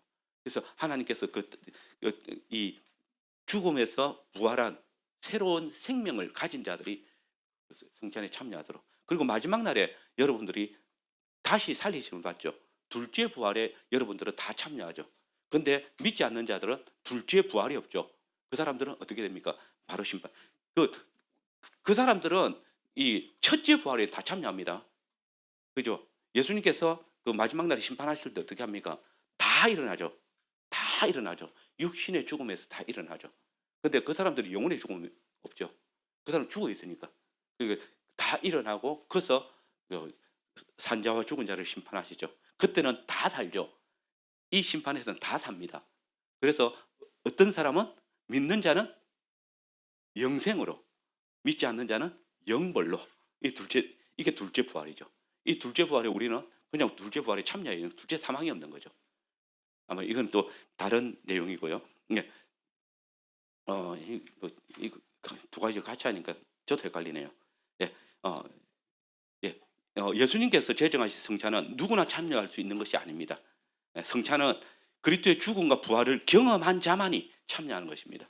그래서 부활의 표징이 없는 자는 결코 주의 상을 먹어서는 안 됩니다. 부활을 믿지 않는 자, 자기가 그리스도 안에서 부활했다는 것을 알지 못하는 자, 세례받지 않는 자들은 먹지 못하는 것이고, 그 다음에 세례를 받을 수 있죠. 어떤 분들은 그러니까 요즘 혼인하기 위해서 그런 교회들 있잖아요. 세례 받아야 결혼시켜 준다 하니까 교회 막 와가지고 세례 받고 그래서 결혼하죠. 근데 결혼하고 나서 교회 안 나오죠. 그리고 아내 혼자 가라, 남편 혼자 가라 이야기하고 저희 교회도 있습니다. 그분이 우리 교회에 있었던 분은 아니고 우리 교회 왔다가 다른 교회 가서 결혼하고 다시 우리 교회 왔는데 아내분은 계속 잘 출석하시는 남편분은 안 옵니다. 그때 우리는 다 반대했습니다. 교회에서. 그래서 교회를 떠났습니다. 그래 결혼하고 외국에 나갔다가 다시 들어올 때 그 아내분이 우리 교회로 오겠다고 해가지고 다시 왔는데 그 남편은 지금도 오지 않습니다. 그러니까 이제 부모님이 자매의 아버지가 장로셨기 때문에 세례 안 받으면 안 된다고 하셔가지고 그분이 이제 어릴 때 그 신앙생활을 하면서 학습은 받았다고 해가지고 세례를 받았다 그러더라고요. 그 교회 가가지고 예, 그렇게도 됩니다. 여러분들 중에도 그런 결혼이 급해가지고 그렇게 할 수도 있습니다. 혹시 여러분들 중에도 그렇게 결혼하신 분이 있을 수도 있습니다. 근데 굉장히 조심해야 됩니다. 예, 믿는 자와 믿지 않는 자가 함께 할 수 없어. 그리스도와 벨리알이 함께 할 수 없는 것처럼 똑같죠. 예, 그런 부분들에 대해서 주의를 해야 되겠습니다. 예, 오늘 설교는 그렇게 이제 전체 다 하기는 너무 어려울 것 같고요. 그래서 우리가 이제 성찬에 참여할 때에 무엇보다 자신을 살피고 그다음에 당회의 치리를 받은 자들, 그러니까 목사님이나 장로님들을 통해서 설교를 듣고 그 설교에 아멘 하는 것이 일차적인 믿음이죠, 그죠? 그리고 그 믿음에 합당하게 살아온 사람들은 앞에 그 지난 한 주간 동안 범죄했다 할지라도 죄를 회개했고 그다음에 또 그 말씀을 받으면서 아멘으로 받았다면 그 믿음이 있는 것이죠. 그렇기 때문에 성찬에 참여할 수 있습니다. 그럼 자기를 살피면서 성찬에 성찬을 더럽히는 건 어떤 죄인데 굉장히 중요한 범죄들입니다. 엄청나게 큰 범죄들이 온 교회에 영향을 미치는 죄를 뭐라죠 이거 오염시킬 수 있는 그런 죄들. 가령 거짓말을 한 것을 성도들이 다 아는데 자기 혼자 숨긴 것처럼 하면서 참여했을 때 그건 오염시키죠. 그 당회가 그걸 보면서도 거짓말, 그러니까 막 불법을 행하고 거짓말을 하고 다니는데도 그걸 용납하고 받아들이며 당회가 그 성찬을 더럽히는 거잖아요. 그 사람에 대해서는 분명히 이야기하겠죠. 지금 이 죄를 회개하지 않으면 안 됩니다. 그런데 그렇지 않은 분 있죠. 내가 막 한 주간 동안 살면서 막 가볍게 뭐 급하게 엄마가 주지 말아 했어요 하면서 거짓말을 할 수 있도록 하고 이럴 때는 우리가 어떻게 했습니까? 예배 앞에 있는 제일 공적 그 시간에 죄를 회개하고 참여할 수 있겠죠. 근데 교회에 그리스도의 몸을 더럽히고 아니면 그리스도의 그 형제를 시험 들게 하는 그런 일들, 그러니까 그 고린도전서 11장에 자기를 살피고 그 성찬에 참여하러 갈 때 이 자기를 살핀 게 뭐겠어요? 내가 지난주에 죄를 지었나 안 지었나 보자. 이게 아니에요. 자기를 살핀다는 게. 우리가 어떻게 됐습니까? 그리스도 안에서 한 몸의 지체가 됐잖아요. 자기 몸을 살핀다 할 때, 아니 나는 손이고 네 머리인데, 내 손만 닦고 내가 죄 안 지었어. 이게 아니고 내가 어떤 행동을 했을 때 저 사람이 상처를 받았다면 그 행동에 대한 책임을 져야죠. 저 사람은 상처를 받아가지고 내가 지금 죽겠다. 걔가 내한테 뭐 이런 거짓말하고 이런 게 해가지고 마음이 상해 있다라고 하고 있는데 그 상한 마음을 알지 못하고 나는 생각도 생각 안 하는 것보다 뭐라죠? 신경도 안 쓰고 아버지 나는 뭐 할 말 한 거다. 네 상처를 받든지 말든지 할 말 한 거다 하고 넘어가 버린다면 그 몸이 어떻게 됩니까? 쇠약해지는 거죠. 그 몸 한 그리스도의 몸이 연약해지는 거잖아요. 쇠약해지는 부분이 생기는 거죠. 성전에서 어떤 한 모퉁이 돌이 모퉁이 돌이신 그리스도 말고 그 성전이 이렇게 돌들이 이어져 가는데 그 돌 중에 하나가 문둥병이 들면 나병이 들면 어떻게 합니까? 그걸 깨끗하게 만들어야 되잖아요. 그 레위기 11장에 나오고 12장 13장에 나오는 내용이 있잖아요. 그걸 깨끗하게 해야 돼요. 그렇게 하지 않으면 그 집은 허물어야 된다고요. 이게 성전이 그렇잖아요. 하나님의 집으로서 우리가 다 하나님의 집을 지어가는데 그 집에 나로 인해서 아니면 우리 공동체로 인해서 누군가 죽어가고 있는데 그 사람을 내몰라라 하면서 우리는 뭐 괜찮으니까 저 사람이 범죄했으니까 뭐 욕들어 먹는 거고 하면서 넘어간다면 그 집이 넘어지는 거죠. 취약해지는 거죠. 그런 부분에서 잘 살피라는 것이죠. 그게 자기를 살피는 거죠. 나 자신을 살피는 것뿐만 아니고 나로 인한 아니면 우리 교회가 전체가 건강하게 세워지는 데 있어서 문제가 있는 것들이 없는지 살펴보라는 거예요. 이게 자신을 살피는 거죠. 그래야 그리스도의 몸이 더럽히는 게 아니죠. 우리가 다 그리스도의 몸이니까 이 부분에 대해서 너무 사람들은 자의적으로 해서 그래요. 자기 자신만에 대한 거예요. 그래서 한번 생각해 보십시오. 이 형제가 지금 그 상처를 다 받아 있는데 그 뒤에 형제 때문에 상처를 받아 있는데 저 사람은 성찬에 참여하고 이 사람은 내가 마음이 상해가지고 제 형제를 용서를 못 하겠다고 참여 못 하고 있으면 미워지죠. 그 다음에 이 해결을 안 해주면 장로님, 목사님이 신뢰가 안 되죠. 그러면 교회가 허물어지는 거죠. 그리고 또 몸이 상하는 거죠. 그래서 이 부분에 대해서 그래서 성찬에 참여하기 전에 항상 자기를 살피는 것이 중요하다. 살피는 부분은 그냥 단순하게 내 자신만 아니고 나와 내 함께 한 몸의 지체로 세워져가는 교회 전체를 살피는 것이다. 예, 예, 그런 내용들을 가지고 있고 이게 엉뚱한 쪽으로 강의하고 같이 하다 보니까 이렇게 돼버렸는데 예, 그 설교 내용은 제가 목사님께 그 파일 보내드릴게요. 예, 받아보시고 예, 이렇게 하고 그 성찬의 내용은 아시겠죠, 그죠? 그래서 이제는 말씀을 받았으니까 말씀을 받은 자들이 함께 성찬에 참여하도록 그렇게 하겠습니다.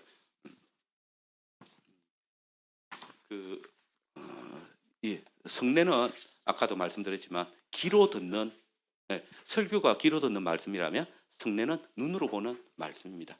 그래서 세례와 성례는 권징과 함께 교회의 표지입니다. 그죠? 교회 세 가지 참된 교회 세 가지 표지가 뭔지 아시죠? 말씀과 성례와 권징입니다. 그리고 이 교회 안에 있는 은혜의 방편 세 가지 말씀과 성례와 아까 기도죠, 그죠? 이 세 가지. 그래서 성례는 항상 교회 안에 베풀어져야 되고 그래서 하나님의 은혜를 드러내는 방편이 되어져야 된다. 이제 그런 부분이고 그리고 성례가 말씀의 표와 인입니다. 그러니까 말씀이 없으면 효용이 없습니다. 그런데 이런 부분에 대해서 우리가 생각을 하고 말씀을 받은 자들이 말씀을 받아 믿는 자들이 성찬에 참여하겠습니다. 오늘은 제가 당회원이지만 교회를 살피는 그 역할을 제대로 못하기 때문에 박 목사님이 허락한 분들은 다 성찬에 참여합니다. 그래서 박 목사님이 너 참여하지 마라고 한 분은 없죠. 없을 거라 생각합니다. 이게 무서워야 돼요. 정말 무서워야 돼요. 예, 이게 우리 교회는 그러면 진짜 앞에 앉아 고개 숙이고 있습니다. 부끄러워가지고. 근데 여기 이 당회가 그 역할을 해준다 생각하고요. 그래서 성찬에 참여하도록 그렇게 하고요. 예. 예. 그 성찬식을 시행하도록 하겠는데 여기 보면 성례는 세례와 성찬 이 두 가지가 있고요. 그다음에 성찬은 세례는 여러분들 잘 아시죠, 그죠? 유아 세례가 있고 성인 세례가 있고 우리나라는 성인 세례가 세례라 하죠, 그죠? 근데 그러니까 교회 기독교 신앙이 뿌리 박혀 있는 국가들은 성인 세례가 따로 있습니다. 어덜트 바티즘이 따로 있고 아이들 세례가 따로 있습니다. 유아 세례를 세례라고 합니다. 이제 우리는 그냥 그렇게 생각하면 될 것 같고요. 그다음에 우리 오늘 두 생명 쟤들 입적은 됐지만 아직 교인이 아닙니다. 그죠? 교인이 언제 되는지 압니까? 세례를 받을 때 유아 세례 교인이 됩니다. 예수님이 난지 8일 만에 뭐합니까? 할례를 받죠. 그래야 언약 백성에 등록이 되는 거죠. 똑같습니다. 세례 받을 때 진짜 많이 축하해 주시기 바랍니다. 우리 교회는 유아 세례는 잘 없어서 그렇지 정말 재작년에는 있었는데 작년에 없어가지고 많이 슬펐습니다. 올해도 있을 가능성이 참 많이 줄어들고 있는데 날이 갈수록 10개월이잖아요. 줄어들고 있는데 권고를 하고 있는데 잘 안 되네요. 예. 예. 성찬은 우리가 말씀이 육신이 되신 그리스도의 말씀을 귀로 들을 뿐만 아니라 그 말씀의 시체 교제를 나누는 상징하는 것입니다. 그래서 성찬은 당회의 신방을 통해서 허락받은 입교자들이 참여합니다. 그래서 그리고 성찬을 행할 때 일반적으로 그죠? 이제 다른 교회도 보면 이렇게 장로님들이 이렇게 하잖아요, 그죠? 예, 그것도 방식입니다. 성찬에 행하는 방식이고 가장 중요한 것은 성찬에 참여할 때 서로를 살피는 것, 누가 성찬에 참여하느냐 안 하느냐 살피는 게 더 중요합니다.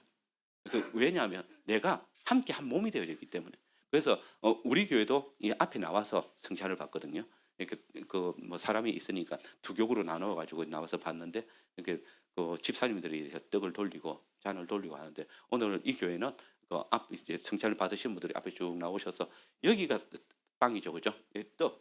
떡을 먼저 받고 잔을 받는 겁니다. 원래 그렇습니다. 예수님께서 제정하신 원리가 떡을 받고 그 다음에 잔을 축사하시고 주셨기 때문에 그렇게 하는 것이니까 이쪽으로 쭉 지나가시면서 받고 나가시면. 헌금은 언제 하죠? 헌금 순서 그때 할까요? 예, 그러면 되겠습니다. 예, 두 번 나와야 되니까 그래서 제가 이제 여쭤본 겁니다.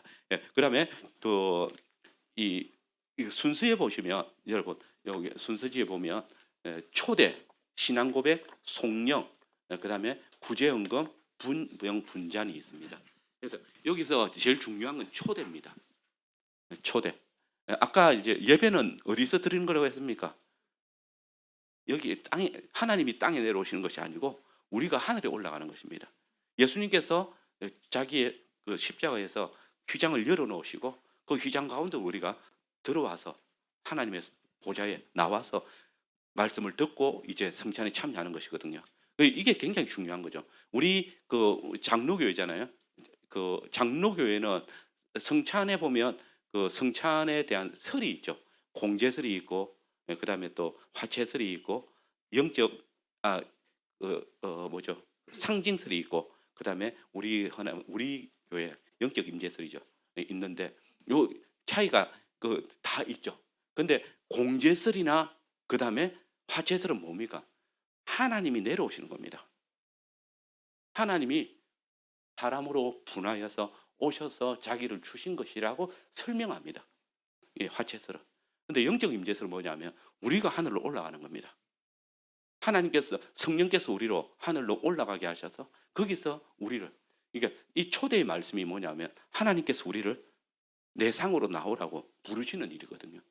예, 그래서 하나님의 부르심을 받은 자들, 당회를 통해서 부르심을 받은 자들이 참여할 수 있어요. 이게 영적 임재설은 굉장히, 이 초대의 말씀이 굉장히 중요하죠. 스다라고 이야기를 하는데, 그러니까 내가 이제 하나님께 나아가는데 내 마음을 하나님께 온전히 더 높여 드리겠습니다 하는 그 고백이 여기에 있는 것입니다. 그래서 이 순서를 통해서 여러분들을 다 이제 주님께서 당신의 상으로 불러주셨고, 이제 이 상에 나와가지고 우리가 진짜 그 주님의 상에 참여할 수 있는 신앙을 가졌다는 것을 확인하죠. 신앙 고백을 통해서 우리 사도신경으로 우리의 신앙을, 사도신경 여기 뭐라 하죠? 예, 일반 기본으로 하는가요? 예, 전능하다 천지를 만드신 이걸 합니까? 예, 그 사도신경을 고백하겠습니다.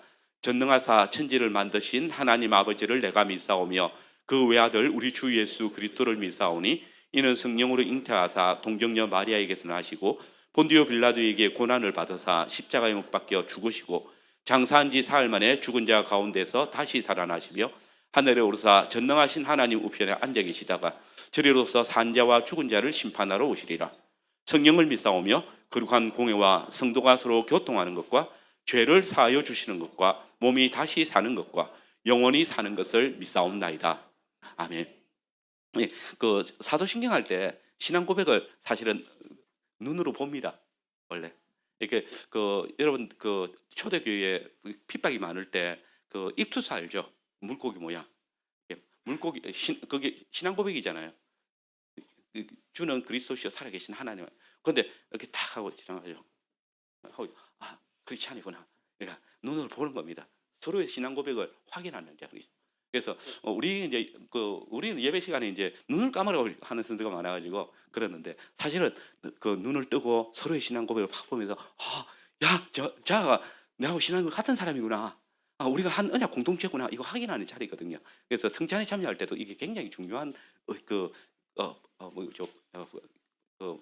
퍼포먼스라고 하는 그런 의미가 있습니다.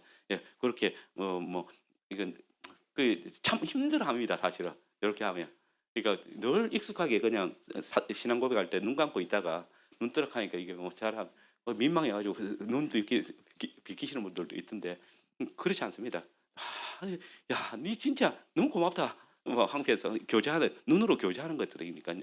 예, 그렇게 하면 좋을 것 같고요. 그다음에 성찬 그러니까 송령이 있습니다. 이것은 우리가 주님의 상에 참여할 때 하나님께서 우리를 불러주신 그 은혜에 대한 감사가 있는 것인데 오늘은 찬송가 377장 1절 2절 주의 상에 나갈 때 주께서 우리에게 그 양식을 공급하신다는 내용을 가지고 있습니다. 성찬에 대한 찬송은 230장 부근에 많이 있습니다. 저희들도 그걸 자주 부르고 하는데 377장도 그런 의미가 있어서 저희들이 한 번씩 부릅니다. 오늘 여기 이게 찬송이 좀 짧아서 골랐습니다. 1절 2절 불러보겠습니다.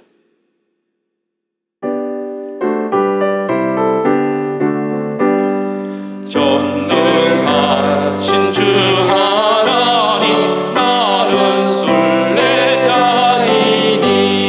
나는 심히 연약해도 주는 나옵니다. 하늘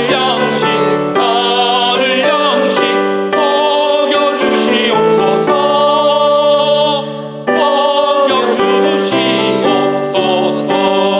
수정 같은 생명수를 마시도록 하시며 불과 구름 기둥으로 나를 인도하소서.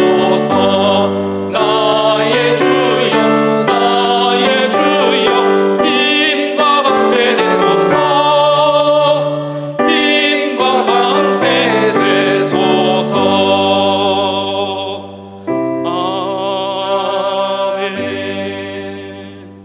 그리고 이제 우리 교회는 이게 성찬할 때 성찬 앞에 나올 때에 성찬 구제헌금을 같이 드립니다. 요거는 진짜 완전히 100% 그냥 구제를 위해서 사용하는 거. 헌금하고 완전히 다르게. 이거는 이제 우리 예수님께서 자기 몸을 우리에게 주셔서 우리가 그리스도께 참여하게 이렇게 부요하신 자로서 당신이 가난하게 되셔서 어떻게 됩니까? 우리가 부요하게 되었잖아요. 요거 그대로 이제 성찬에서 재현하는 거죠. 그래서 우리가 가난하게 되어지면서 가난한 자들을 부유케 하는 그 일들을 이루는데 이때는 큰 돈을 하지 않습니다. 그냥 거의 대부분 뭐 1,000원, 뭐 옛날에 한 10년 전까지만 해도 동전을 넣는 분들도 계셨는데 동전을 했거든요. 처음에는. 근데 이제 요즘 이 500원 동전도 너무 이제 가치 없게 들고 다니는 사람들은 거의 없더라고요. 그래 이제 보통 이제 1,000원, 2,000원, 뭐 어떤 분은 5,000원 넣기도 하고 하는데 그거는 저희는 구제부가 있습니다. 구제위원회가 있거든요. 그 구제위원회에서 100% 다 모았다가 이제 교회 안에 어려운 사람들 아니면 이제 주로 이제 여러 가지 사건이 터지잖아요. 지진이 일어나고 또 이제 뭐 여러 가지 있었죠. 거기에 이제 거의 다 보냅니다. 그러면 이제 그 교단에 중요한 뭐 사건 사고 있을 때는 거의 다 이제 헌금을 이렇게 보냅니다. 그거는 전혀 뭐 성도들하고 의논 없이 구제위원회에서만 그냥 다 가는데 그거는 이제 자유롭게 하시면 됩니다. 이거는 근데 종교교육 때 칼빈과 마틴 부스라고 스트라스버그에서 예전을 연구했던 칼빈하고 예전을 연구했던 마틴 부스와 그다음에 칼빈이 그렇게 이제 정한 것이고 우리 교회는 예전을 따라서 그냥 이제 성찬 구제헌금을 하고 있습니다.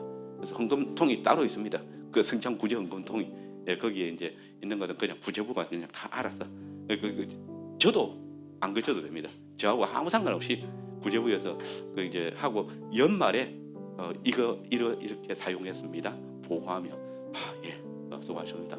이제 성도들이 다 받아주고 그렇게 합니다. 그 부분은 이제 따로 이제 우리가 할 일은 아니고요. 이제 성찬 예식을 거행하도록 하겠습니다.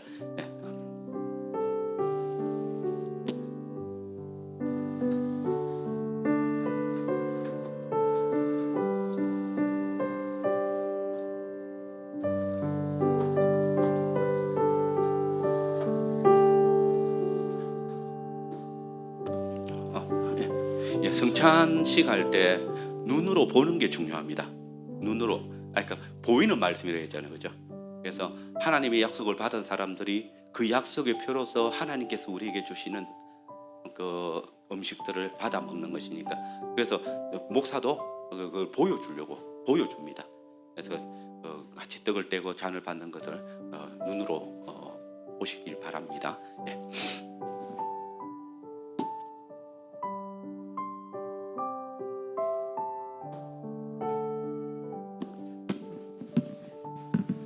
여러분, 여기 높이 들려 있는 빵을 봐주시기 바랍니다. 이 찢어진 빵은 우리 주 예수 그리스도의 몸에 참여함입니다. 우리 주 예수 그리스도께서 당신의 몸을 주심으로 우리로 그의 몸에 참여케 하셨습니다. 우리가 이제 그리스도의 몸으로서 주의 몸된 교회를 함께 든든히 세워가는 모든 성원들이 되시길 바랍니다. 받아 먹으라. 이것이 너희를 위한 내 몸이니 이것을 행하여 나를 기념하라. 아멘. 같이 가지고요.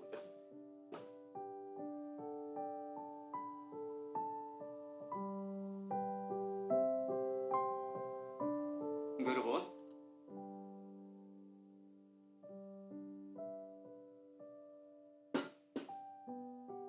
여기 부어진 잔도 봐주시기 바랍니다. 우리가 함께 나누지 않은 그리스도 피의 연합함입니다.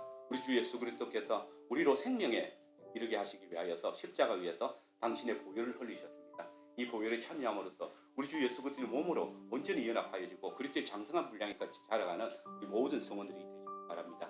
너희가 다 이것을 받아 마시라. 이것은 제사함을 얻게 하려고 많은 사람을 위하여 흘리는 바 나의 피, 곧 언약의 피니라. 아멘. 네. 앞으로 나와주시고. 성찬 참여하지 못하신 분이 있습니까? 다 받아요. 반주자님 언제 나오셨어요? 이게 계속 들렸는데. 네. 그리고 감사 기도를 하게 됩니다. 기도하겠습니다.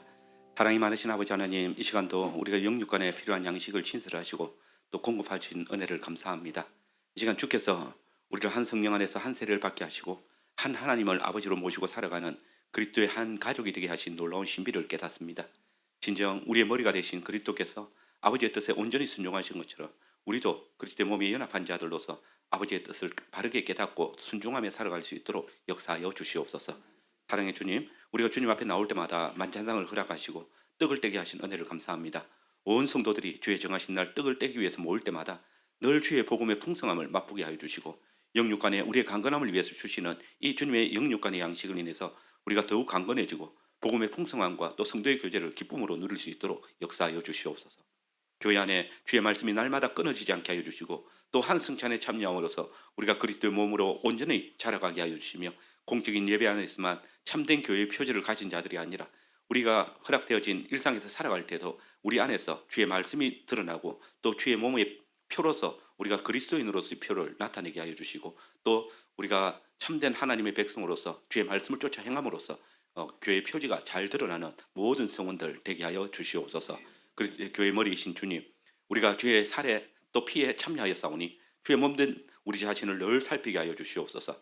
나 자신만 살피는 것이 아니라 나의 몸된 교회를 살피게 하여 주시고 함께 주의 몸을 이루는 동료 성원들을 그 연약함과 아픔을 살피는 자들이 되게 하여 주시고 그래서 우리가 함께 한 그리스도의 몸으로 건강하게 잘 세워져 갈 수 있도록 역사하여 주시옵소서. 이 시간 특별히 궁핍한 자들과 부끄러움을 가진 자들을 우리가 먼저 생각할 수 있게 하여 주시고 그들이 참 평안으로 우리와 함께 언약의 교제를 나눌 수 있도록 우리의 마음을 부드럽게 하여 주시고 외모로서 사람을 판단하는 그런 죄악에 빠지지 아니하도록 우리의 마음을 주의 성령께서 부드럽게 하여 주시며 또 그 넓은 마음을 허락하여 주셔서 우리가 어린아이 같은 마음으로 모든 이들을 대할 수 있게 역사하여 주시옵소서. 온 세상의 머리가 되시며 또 심판자가 되시는 우리 주 예수 그리스도의 이름으로 기도합니다. 아멘. 시간에는 우리가 그 헌금을 일반적으로 이제 찬송하면서 이제 헌금을 하잖아요. 이제 근데 이 순서는 딱 다른 겁니다. 헌금 순서도 하나님께 드려지는 것이고 또 찬송도 다르게 하나님께 드려지는 것이거든요. 근데 이제 한국 교회는 일반적으로 이제 시간을 줄이기 위해서 이 두 가지를 같이 하거든요. 그래서 뭐 그것을 문제 삼고 이런 것들보다는 오히려 이 예식의 모든 그 순서가 다 다른 요소들이다라는 사실을 생각하면서 오늘은 헌금을 먼저 드리고 앉아서 또 찬송을 부르도록 그렇게 하겠습니다. 예, 헌금 시간 어떻게 하면 됩니다.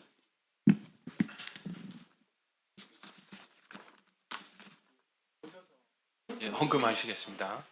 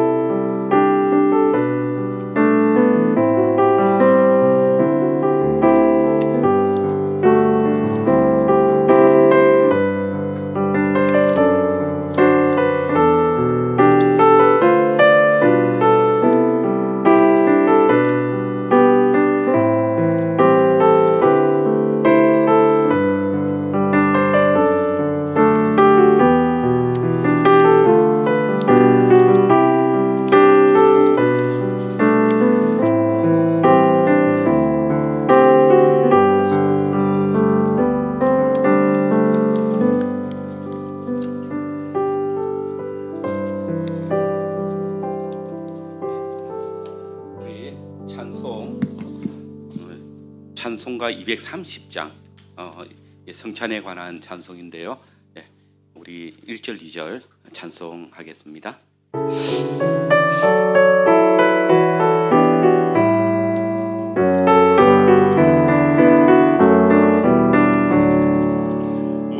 우리의 참되신 구주시니 다 함께 모여서 경배하세. 나 주님 앞에 죄인이오니 온 정성 다하여 찬송합니다. 주님의 살과 피 기념하여 생명의 떡과 장 받아먹네. 나 주신 주님께 온 정성 다하여 찬송합니다. 그리고 이제 함께 일어나서 하나님의 복을 받습니다. 하나님의 복을 선포할 때에 목사가 손을 드는 것은 성례입니다. 눈에 보이라고 하시는 겁니다. 그렇기 때문에 여러분들이 손을 보시면 되겠습니다. 저도 여러분들을 다 돌아봅니다. 하나님께서 자기 백성들을 다 살피시는 것처럼 이제 예배 후에 파송받을 여러분들을 다 살펴보면서 이제 주님께서 보내신다는 것을 기념하는 그런 순수라 생각하시면 되겠습니다. 우리 주 예수 그리스도의 은혜와 성부 하나님의 크신 사랑과 성령의 교통하심이 주의 백성들 위해 영원토록 함께 있을지어다. 아멘.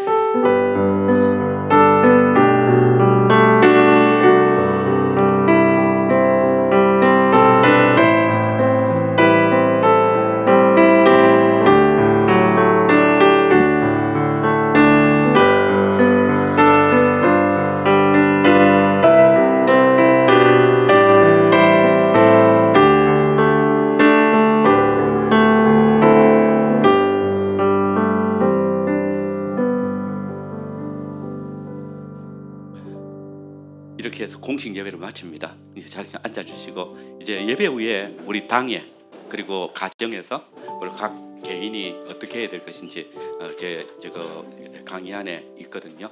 그러니까 강의안을 살펴보시면서 우리 목사님의 지도 그리고 여러분 이게 그 나눔의 조장들이 있다고 그러더라고요. 여러분들을 살피시는 그 조장들의 그리고 오늘도 직분자 임명을 받게 되는데 그 직분자 임명들 되신 분들을 통해서도 여러분들이 참 좋은 근거를 듣고 잘 따라가는 성도들이 되었으면 좋겠습니다. 예, 이것으로 강의는 마치겠습니다. 수고하셨습니다. 제가 이렇게 긴장을 몰랐습니다.